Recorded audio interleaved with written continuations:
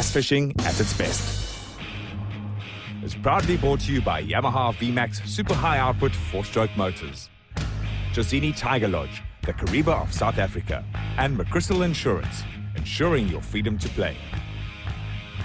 The well-established KZN Bet series kicked off the 2011 season with 72 teams descending the steep hill to Inanda Dam, in isiZulu, a pleasant place, to begin their quest for the championship title.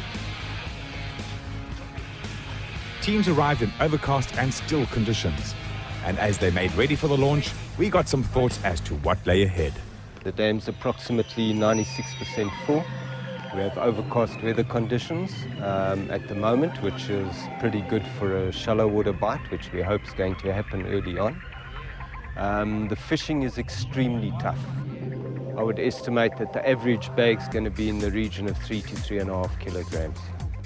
Yeah, last year was good for us. We had a good season, relatively consistent throughout the year. And yeah, that's obviously put quite a lot of pressure on us, for this year. The guys are going to be chasing, and we're hoping that it's going to be as good as it was last year. We've practiced the last sort of 2 or 3 weekends, and the fishing's been tough. We find the whole, all over Natal, the fishing's been hard. It's actually a nice way to start the year. The guys, the points are going to be close, and it keeps everybody in the hunt for the rest of the season. The water is quite dirty. There's a lot of algae and algae bloom and whatever up the river section. Hopefully it'll get better with all this water that's coming. It might flush it out a bit. But still down the dam, wall side of the dam, it's still pretty clean. The water is crystal clear. So yeah, you just got to see what works for you. Today is quite a difficult day for me. I haven't pre-fished yet, so I'm just going to go on, based on last year, where it seemed as if the fish had moved to the dam wall side in the cleaner water. My partners unfortunately are not able to be here today, so the pressure's on me. Inanda Dam in the scenic valley of 1,000 Hills has a capacity of 241,700,000 cubic meters and covers 1,463 hectares and winds 20 kilometers with depths of up to 40 meters. When viewed from above, it's easy to see why Inanda is also referred to as the Dragon Dam. The water in the upper reaches is heavy with sediment. Further away from the river inlet, the water is discolored green and there is plenty of algae, with foamy areas in some of the bays. Pollution issues have been well documented, but Inanda nevertheless produces many good fish. The extensive shoreline has numerous bays, some with sheer drop-offs and others with gently sloping grassy banks. Inanda also has all the possible structure an angler could wish for.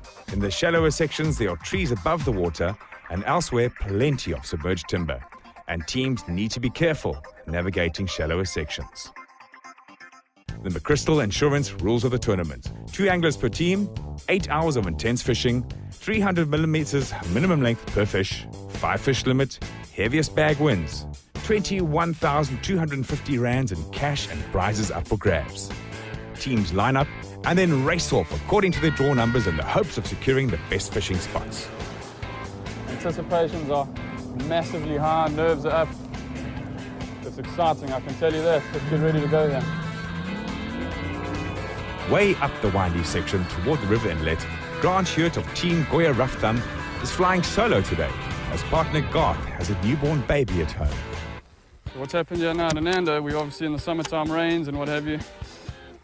The dam's been down a bit, but it's come up a hell of a lot now in the last week, which is a good thing. Might not be a good thing right now, but it's definitely a good thing for the season, that's for sure.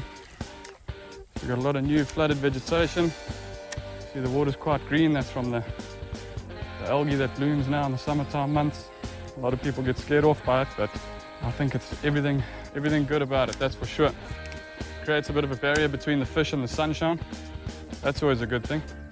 Also disorientates the bait fish, and there's a lot of food in this algae for the bait fish. Hence, where you find this, you're going to find the bait fish.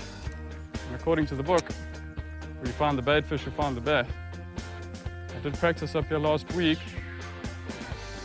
I didn't get a lot of bites, but the ones I got were the right bites. What I'm doing is just throwing a horny toad into no man's land. Generally speaking, when the water rises, it will disperse the fish, but it should still make them relate to the banks. So that's the notion I'm going on here. With there being so much flooded vegetation, it's difficult to fish anything other than something that's moving, and in particular something that's on the surface. So that's why the topwater frog is a must. Today's all about 5 bites. You don't need to catch 50, you just need to catch 5. And you've got a chance of putting yourself in the prizes. 5 between 2 people's a task on its own. 5 between one's going to be a revolution. Some 18 kilometers downriver, fishing much cleaner waters, we find Julian van Zuidam and Martin de Kock of Team Yamaha, who have been moving from bay to bay. All these gullies seem to be holding 1 or 2 fish. Most of them are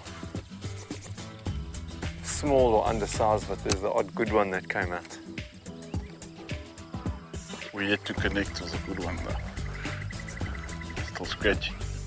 It's not, yeah, I mean, it's not a strong pattern, but the fish are very scattered at the moment, so you'll see the bags today.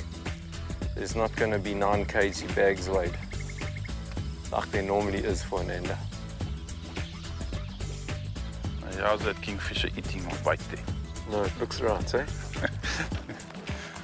See there where that thing does that? Yes. Yeah, he's just in front of there. Might be a keeper. More than a keeper, but